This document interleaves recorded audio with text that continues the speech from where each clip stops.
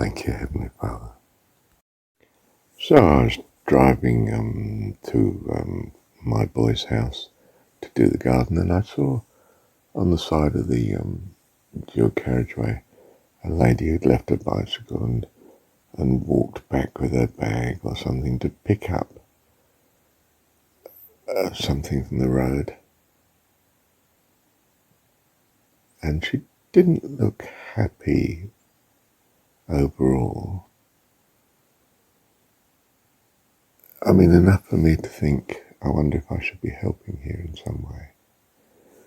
So I was in the right-hand lane, not the left-hand side of the road where she was, and I had to therefore turn right and go round the block, come back to where she was, by which time she'd turned, fortunately, into the side road, which I would have turned into. And no, that wasn't quite right. She had done that, but I didn't see her there. I realised I'd lost where she was, didn't know where she'd gone. Oh, well, it's one of those things. Perhaps God doesn't want me to do anything. And then I'm a bit further along on my journey, and there she is on her bicycle, on the pavement, riding along and turning into a very minor side road, a cul-de-sac, housing. So I pull in there and pull over on the right-hand side of the road because it's no traffic in this street at all. And I say, I saw you pause on the side of the road. Are you all right? Was it okay? And she said, yes, I thought I'd dropped something, but I hadn't. I said, oh, that's good. So you're okay then? Yes. And now I can't remember the details, but I said, right, I'll just have to turn round down the end of the road. So I did, turn round, and she had now, because I was now thinking I can't communicate anymore anyway, because she'll be on the passenger side of the car, and you know, no point in me stopping again. But no, she'd crossed over to the right-hand side now of my little road that I was going to come out of. And I'd pull over and said, I'm not sure what I said. I wonder what I said. But I managed to, I think she was, because I pulled over and she had her mind on me, I had the window down. And I said something. But it was to the point. Something, yeah, I really thought you'd had an accident. I said, no, just dropped something. And I hadn't dropped something. I said, oh, that's good, isn't it? And she said, but I did fall off the bike earlier. And she showed I said, really? You hurt yourself? And I don't know if she said yes or no, but she showed the grazes on her elbow. She obviously did fall and, it would have hurt and all the rest of it. I said, oh, how amazing.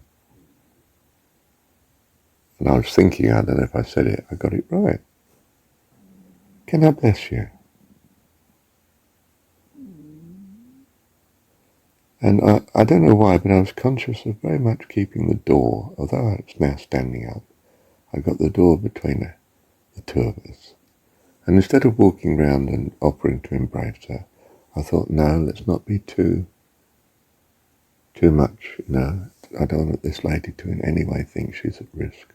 So I left the door firmly between us and took her hand, or rather reached out for her hand, which she gave me. And I started praying, and I had one hand on the graze on her elbow. The right hand was on the grazed elbow, and the left hand was holding her left hand. That's right. And ask your healing, Lord. Okay, that was different to what I'm pointing out here. I wasn't suggesting I was doing this in my own right. I was asking God to heal. Now, you see, that may put people more at ease than me commandingly saying heal. And of course it's a low level of practice for me, because we could all ask God. It's quite another thing to be doing it in our own right and power.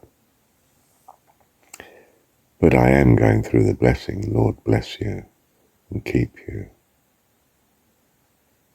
And although you could say that's almost a prayer, it's not really. It's declaring, it's exercising God's authority. I am directing our Heavenly Father to do the following because I feel it's important and the right thing to do. Do you see? I mean, a stronger thing is to bless the person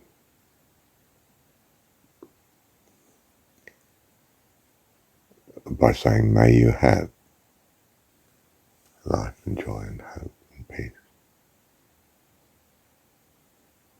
And the prayer turns into that, the blessing. May the Lord give you peace and joy and hope and love, fullness of life. And then I go on to simply state the situation. You're a child of God. You're his daughter. He's your Heavenly Father. Nothing you can do can alter that. Good or bad, what you've done or what you will do, you will still be his daughter. He is your Heavenly Father to love and care for you. Know that in your heart. I didn't say the know that in your heart. And I didn't say it quite in that way. I can't remember quite the way I said it. But something of that substance. Do you see I am actively willing, thinking, doing, visualizing, holding this for this person? I am linking it to God because when I step away, she'll never probably see me again, quite likely, very likely. She needs God in her life, not me. She can't visualize me for the rest of her life, loving and caring for her. But she can visualize Heavenly Father, God doing it, and that she's his daughter. So I put her on that place, that line of thought. Very important, isn't it? I want to bring God into her life.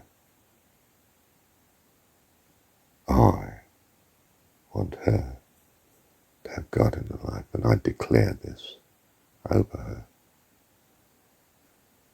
And of course, conceivably, I get things wrong, because I'm an apprentice. I'm a child of God, not a fully competent adult in the heavenly host. But that's all right. It's an apprenticeship. God's in charge of the whole workshop, not just me. He's in charge of the whole school, so to speak. Thank you, Heavenly Father. Well, what I mean to point out then by this example, and it was a great blessing. I mean, I'm not certain if she was in tears. I know I was slightly, and probably quite effectively. And it's a time of great blessing, and she's so pleased, and she's so serious too. And I know that there's great needs in this lady as I talk to her. And I'm speaking into her, I'm blessing her. And she's so filled with thankfulness and joy that this lovely experience has come from nowhere. And no doubt to some extent she'll be thinking, who is this man? How is this happening to me at the minute today? I fell off my bicycle and hurt myself, and in a sense God's just saying to me, he's with me, and loves me and cares for me. she's touched and I'm touched. And we know, well, I think even she knows she's a blessing to me and me to her. And it's a lovely moment. I say, bless you, love. Drive off. And she is blessed. It's all lovely. And my day is perfect because of it. Something absolutely lovely and heavenly has happened to me. The presence of God in relating to a stranger. And I'm the knight in shining armour, and that's what I like to be, of course. I'm the angel of God, practicing,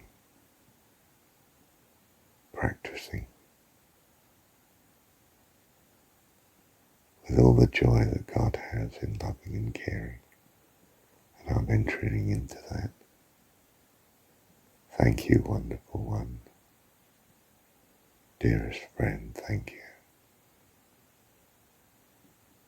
It's so lovely that you love and care for all that you have made, the whole of creation, and that we can enter into the joy of that creativity and love and care and kindness and blessing. What a joy to be doing that, to be entering into the goodness that you are doing. Thank you, Heavenly Father. Well, later in the day I was in Hamilton Gardens, and there was a couple picnicking on the rhododendron lawn in the middle there. A family, I mean, not just a couple, there were several children and playing, and the kids were just, there, the adults, they're all in a nice group, and they were together. They'd already noticed me on the perimeter as I came across the little bridge, and the wife in particular had noticed me, and one of the children, and they're obviously puzzled by this strange man. Something strange about him. I'm not too odd, but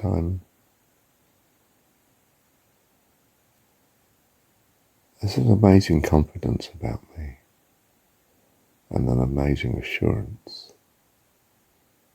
And I'm a bit like the archetypal older fatherly man, but more than that, I know it. I mean, I'm the presence of God, aren't I? I'm aware of His presence in me. I have this astonishing assurance. Not perfect, not complete in assurance, but astonishing, really. But anyway, at some other point,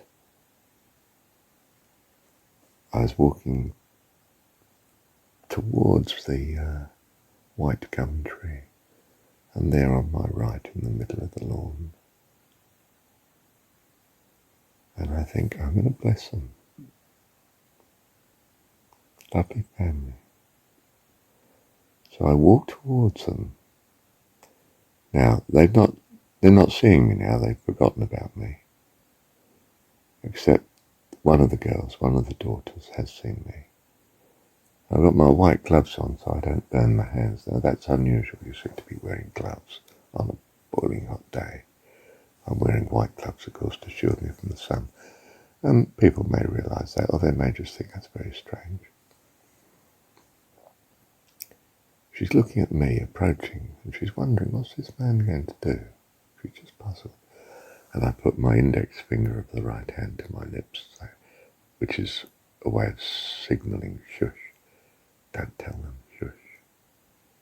But it's a friendly sort of And she takes it as, well, she follows accordingly. She doesn't tell them. She's fairly confident that this strange man is good. And she's puzzled to see what he's going to do or say.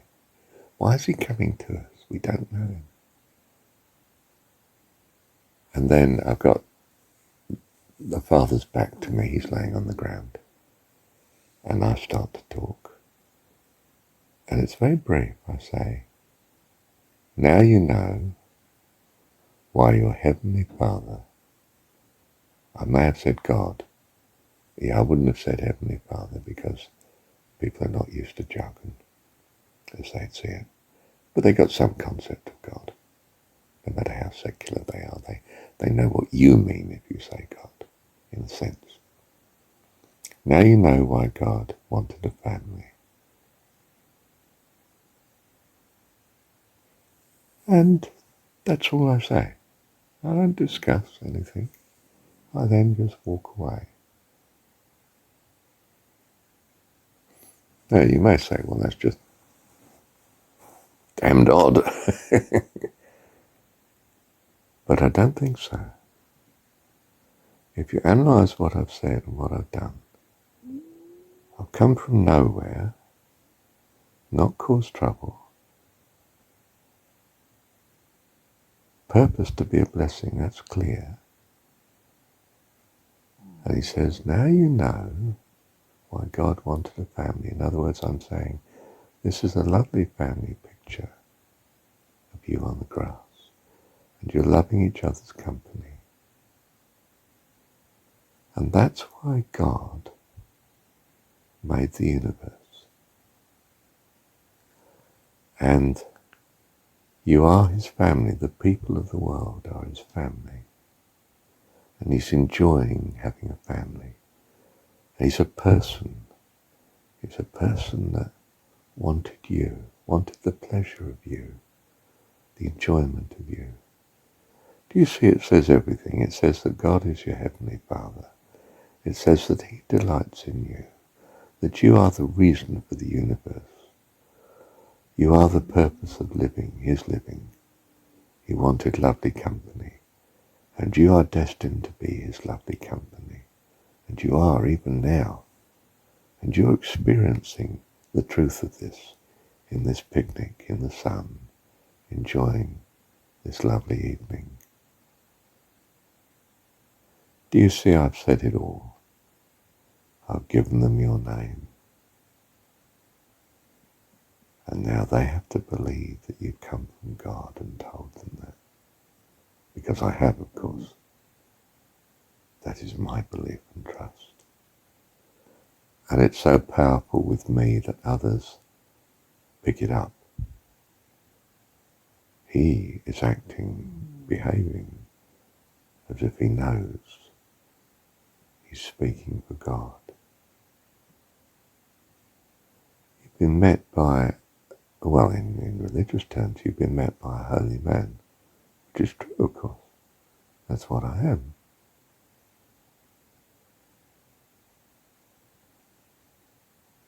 Done so little, and yet in it is the entire rescue package for the whole of their life. Now you know why God created family.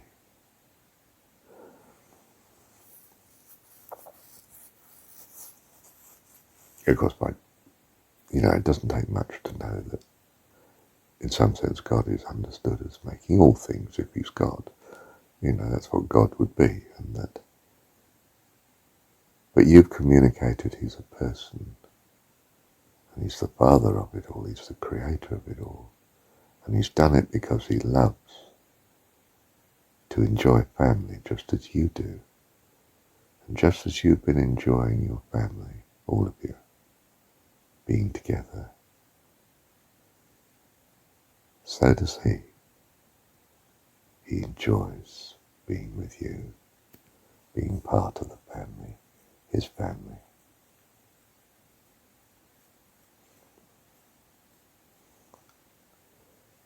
And notice I haven't prayed for or preached. I've just said, brought into being and knowing. Do you see? They were just enjoying family on the lawn. But now for a moment they're understanding, knowing that if God exists, this is why he would have made the universe. That if he's a person, he might be just enjoying his creation, and that's the reason he made it. So I put enlightenment in their mind. I haven't prayed that God do it. I've done it. Now, the master, in this case God of course, may think I could have done it better in some way and suggest alternatives. He hasn't. In my heart, he's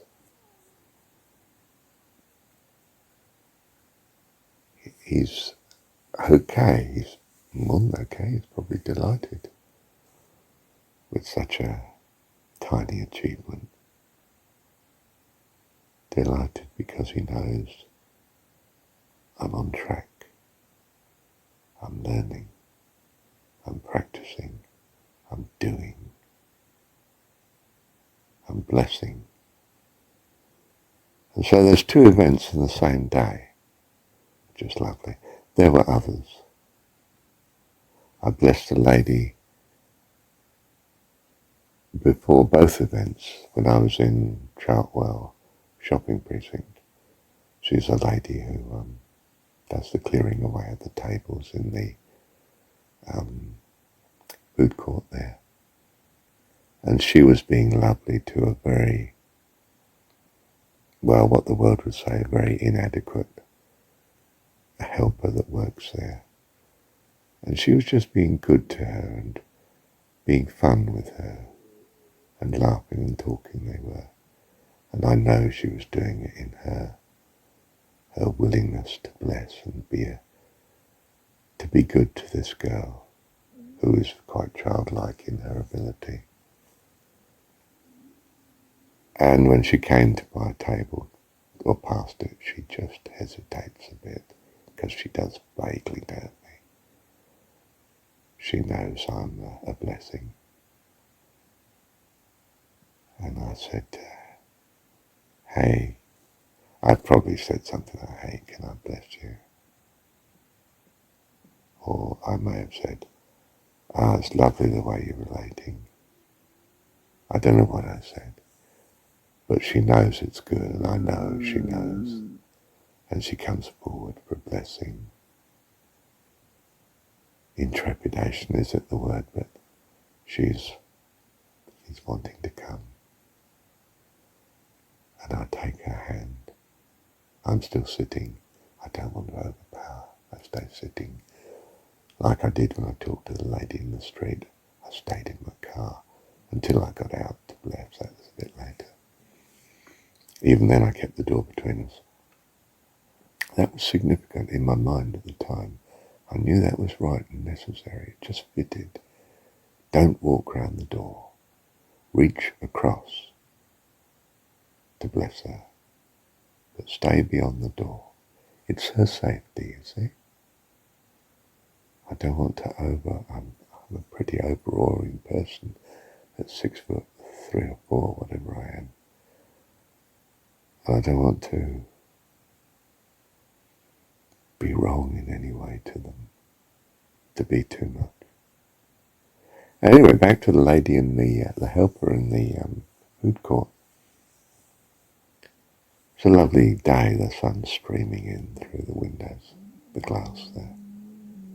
And I'm blessing her. And I would have said the usual blessing, and I wanted to have joy and happiness. I'm blessing her. Lovely, you see. What a beautiful day.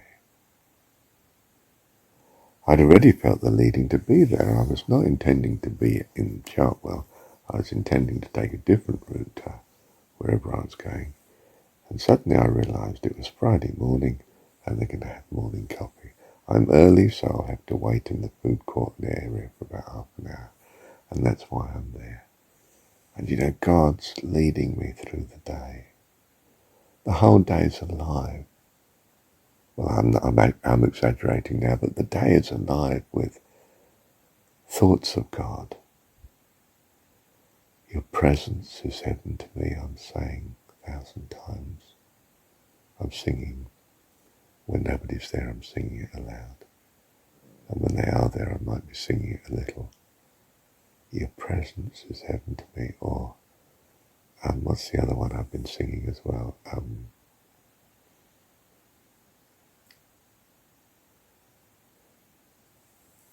Nothing else but you will do. My soul longs for you. My soul longs for you. Nothing else will do. My soul longs for you. My soul longs for you. Nothing else will do. And I'm aware of God in my day. Wonderful, perfect, beautiful day. All sorts of lovely things happened. All small things, all very big.